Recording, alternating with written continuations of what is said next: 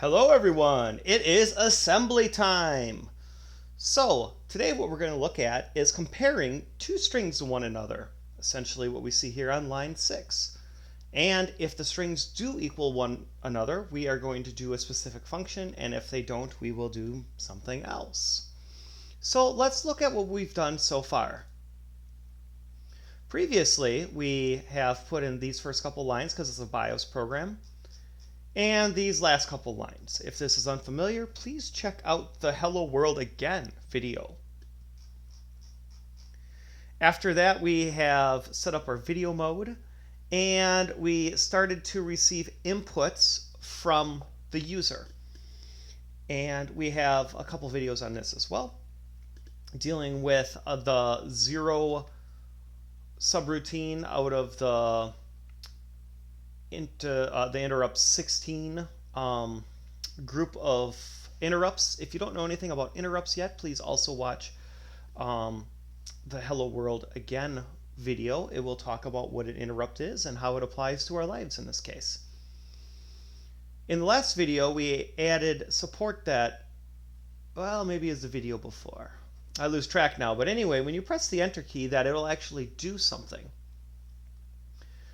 What we want to do is we want to add to that now that inside, if they press the enter key, we want to do another if routine that checks to see if whatever they have entered, if it equals exit in this case. So let's create our exit string.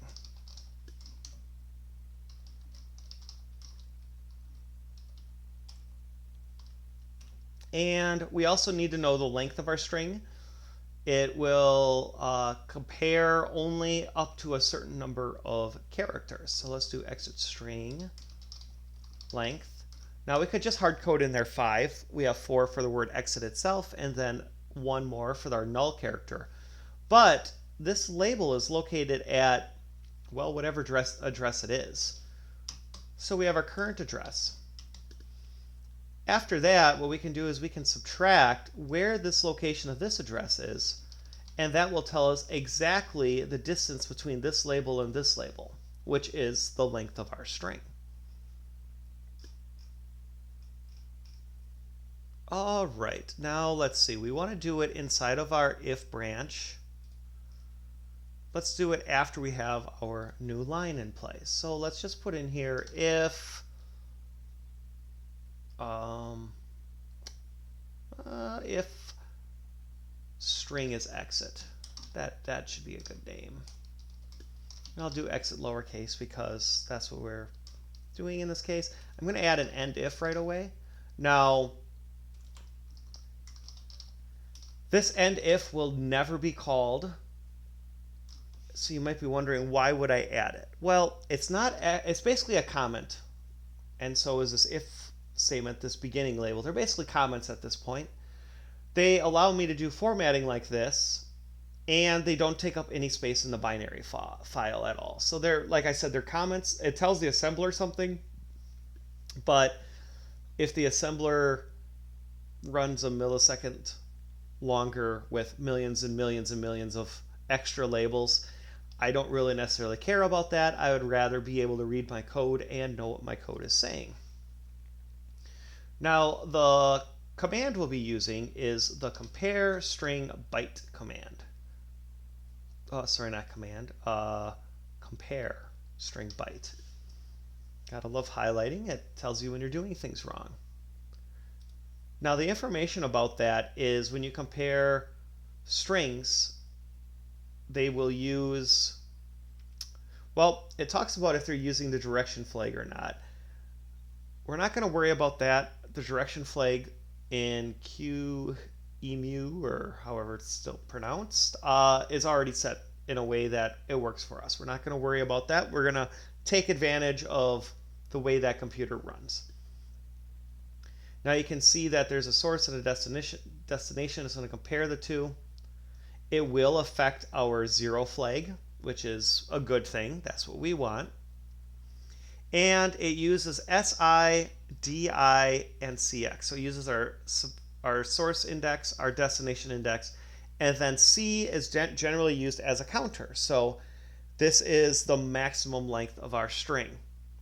And you can see it says compare till a difference is found, two items of 100 data byte or 100 bytes each.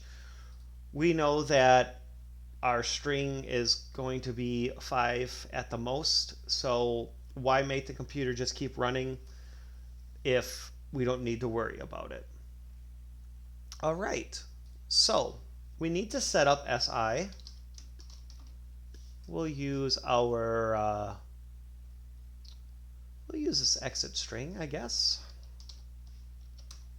We're also going to move into DI, our user added string, which is our entered string.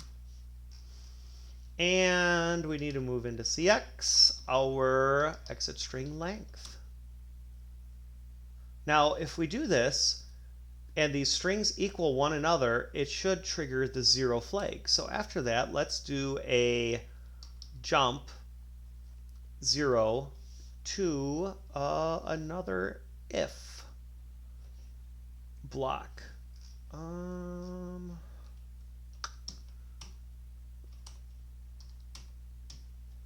Can do it this way. Or actually, you know what? We don't need the lines like this. I'm going to use some artistic license here. So this was called enter is press. Let's do exit is typed. I think the tabbing we have here should suffice for explaining what we're trying to do. Once we're done with this, well, actually, this is a very simple one. If exit is typed, immediately we want to jump to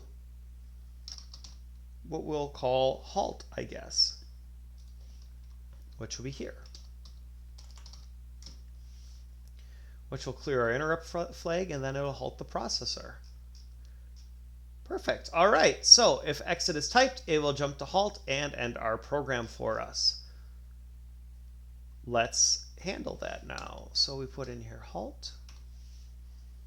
Oh, sorry. It's not even that late in the day. I don't know what's wrong with my typing today. Okay, there we go. So what it will do is, well, before I explain it, I've been explaining it along the way. Let's run it and make sure it actually works the way we're anticipating. Make run. So if we type in test, it says echo test. If we type in testing, echo testing. If we type in exit, nothing happens. Well, that's good. And now if I type nothing happens at all because this program has ended at this point. So let's recap and see how that works. We started here with creating another if statement within our enter is press routine. In our source index, we have loaded in the address of our exit string. Not exist string, exit. And in our destination index, which are the two different strings it compares, we have loaded the address of the entered string. We've done compare max length based on exit. We're going to actually compare here. And it will set the 0 flag. We should include that in a comment. If equal.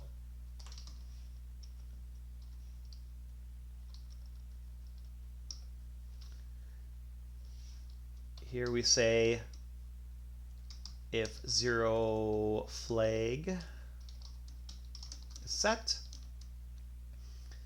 to exit the program.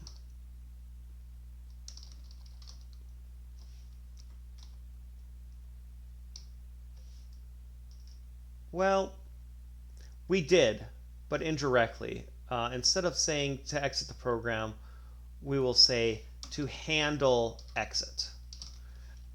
In this case, it means exactly the same thing. because immediately when we handle it, we just stop the program. So in theory, we could have just put in halt right here. And if this was production code, we probably would do something like that. We wouldn't include this extra byte hanging out in here that immediately just says jump to another part of the program, because that would be a waste. But when you type in a command, you're not going to automatically always jump immediately somewhere else. So this is it's more of an abstract way of putting things. But yes, if this was production code, I would just say jump 0 directly to halt, and we wouldn't even include this. But this isn't going to hurt anything, and this is probably going to be some of the last we use this exact same code anyway, and we start to move on to bigger and better things soon. Obviously, this is just jumping immediately to halt, and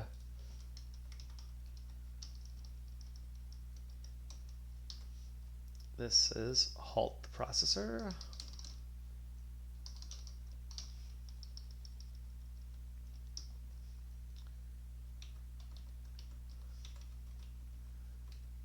This is clear interrupts. So what that means is don't accept any more interrupts.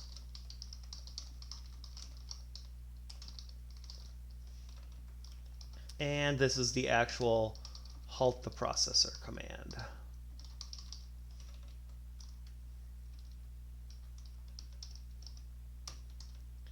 There we go. So today we have covered how to compare two different strings against one another, and how to perform a specific task, basically like you would in an if statement, if that comparison is true. Now you might be thinking, we also are going to talk about if it's not true, what are we going to do? And that's something that's very common in assembly, where I guess it would happen in C as well. If you end your if statement, if it's not true, it'll just continue running on. You don't necessarily need an else. Instead of else, you can just keep running. So that's what's happening here, is it will do the comparison, and if it doesn't jump, it will just keep running, and then it will display our string. So I hope you found this video educational and at least a little bit entertaining, and we look forward to seeing you in the next video.